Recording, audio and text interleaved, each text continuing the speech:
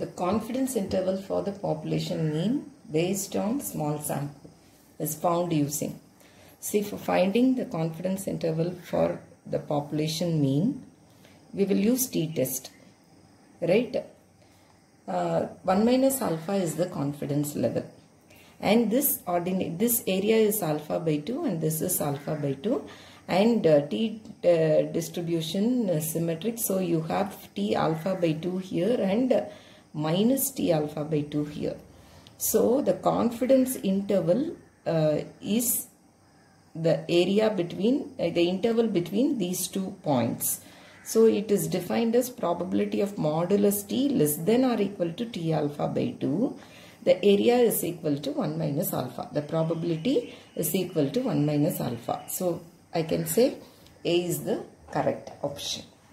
The critical region for a two-tailed test for testing mean based on small samples. Again, the same is the question, but in the previous question you are asked to find the confidence interval, right? Now you are asked to find the critical region. So the critical region, again, this is alpha by 2 and this is alpha by 2, and this value, this ordinate value is represented as minus t alpha by 2 and this is t alpha by 2, and this is your critical region, right? It is a two-tailed test, so you have critical region at both the tails. So how will you refer this area? It is probability of modulus t greater than or equal to t alpha by 2. It is equal to alpha by 2, right? So whenever t is greater than t alpha by 2 or t is minus t is greater than t alpha by 2, the area is alpha by 2. So B is the correct option. Okay. The formula for sample variance is sample variance. This is the right option, summation x minus x bar the whole square by n minus 1, which we call capital S square. Okay. The standard error of sample proportion is root of PQ by n. Standard error is root of PQ by n. And it is always good to remember these critical values as far as large sample tests are concerned. If 1 minus alpha is 95%, alpha is 5%, and your table value will be, the ordinate value will be 1.96. When 1 minus alpha is 90% and alpha is 10%, for a two-tailed test, the area at the tails will be half of it, 0.05, and this will be the table value. And when 1 minus alpha is 99%, the table value will be this. Okay, this is, it will be good to remember these 3 points, right? Now, the confidence interval for population mean based on small sample of size n. The confidence interval, see, in this question, to derive the confidence interval, where will you start? That was the point. Okay, where will you start? But here it has been derived. That is the difference. I am asking confidence interval here. So which is the confidence interval? X bar plus or minus t alpha by 2 n minus 1 into s. This is the right answer. S by square root of n. This is the correct answer. The confidence interval for population mean mu based on large sample is t is x bar and standard error of t is sigma by root n. Large sample, so z alpha by 2. Okay, z alpha is wrong. You should have, while finding confidence intervals, you should have rejection region at both the tails. Okay, so this is minus z alpha by 2 and this is z alpha by 2. So this is the right answer.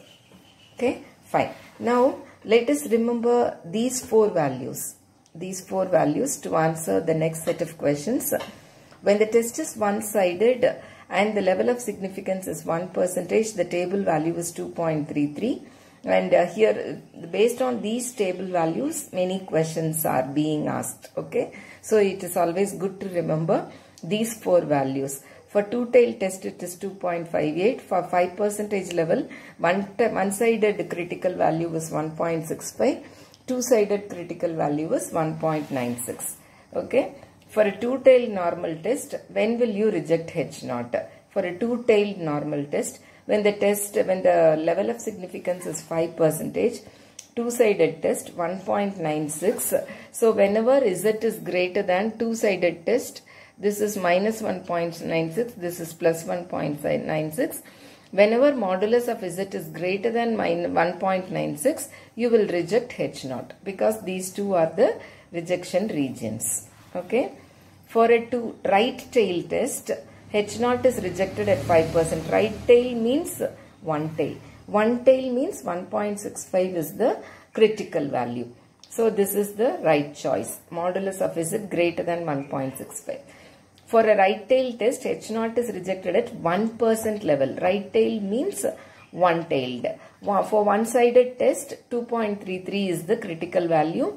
Modulus of Z less than means you will have the area between. Okay, this is minus 2.33. This is plus 2.33.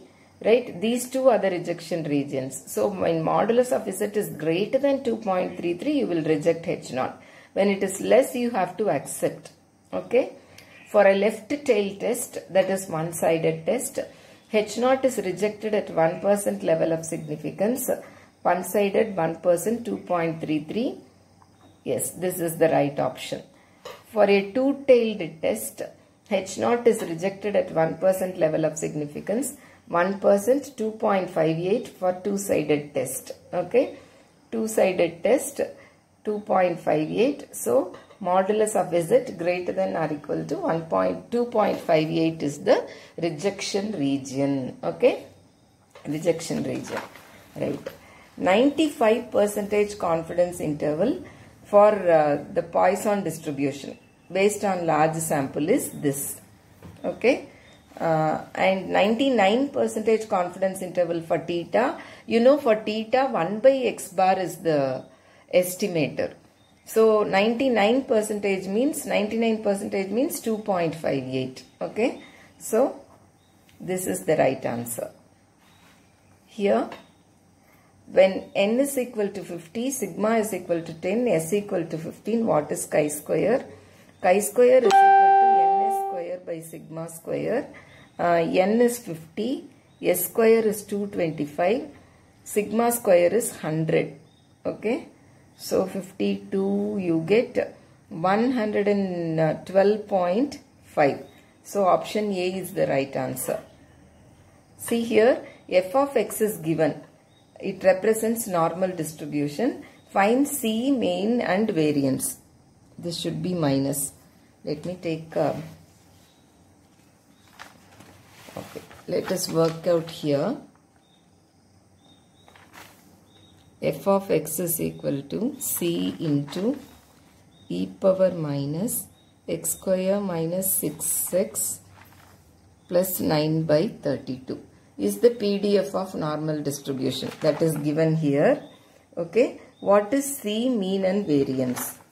Now, you know you should have a perfect square in the numerator. See, this can be written as x minus 3 the whole square. A square plus b square minus 2ab. Right? I am correct. Right. So, I have written it as a perfect square. So, e power minus 1 by 2 into 1 by 16 x minus 3 the whole square. Why 1 by 2? What is the formula for the PDF of normal distribution? It is 1 by sigma into square root of 2 pi e power minus 1 by 2 x minus 1 by 2 sigma x minus mu the sigma square x minus mu the whole square. Right? 1 by sigma into square root of 2 pi e power minus half x minus mu by sigma the whole square is the PDF. Right? So, if I take 2 separately, I will get sigma square. That's my idea. So, I express this 32 as 2 into 16. So, what I understand here is 1 by 2 x minus 3 by 4 the whole square. Right? So, here I understand my mu is equal to 3 and sigma is equal to 4. So, what should be C? 1 by sigma 4 into square root of 2 pi e power minus half x minus 3 by sigma, that is what is sigma? 4 the whole square. So what is C? 1 by 4 into square root of 2 pi. What is mu? 3 and what is sigma? 4. Okay. Let us check whether that option is there. C here. C is equal to 1 by 4 into square root of 2 pi. Mu is equal to 3. And sigma is 4. The question is wrong. It is not sigma square. Sigma is 4. So option B is correct. Okay. Now, the new process is better than standard process. When you say that there is no significant difference between the new process and the standard process, it is H0. But when you say that new process is better than standard process, it should be your alternative hypothesis. Okay. Null hypothesis says that there is no significant difference. The magnitude of standard error of an estimate is an index of its. See, precision is calculated as 1 by standard error. So the magnitude of standard error is an index of its precision. N is equal to 16, sigma is equal to 4, total score is 160. What is standard error? What is the formula for standard error? Sigma by square root of n. The question should have been more specific. Standard error of x bar should be the question. Okay. Sigma by square root of n. 4 divided by square root of 16. I get 1 as the answer. The value of f is always greater than 1. Right? F, how will you calculate f? It is the variance ratio in such a way that the numerator is greater than denominator. Okay? So you always get a number greater than 1. What is integral over w L naught dx? Listen, integral over w L naught dx is probability. When you are integrating over w, it means that you are rejecting H0. When what is true? H0 is true. So probability of rejecting H0 when H0 is true is type 1 error. Right? What is the probability of type 1 error? It is level of significance alpha. Accepting H0 when H0 is false is type 2 error. Okay.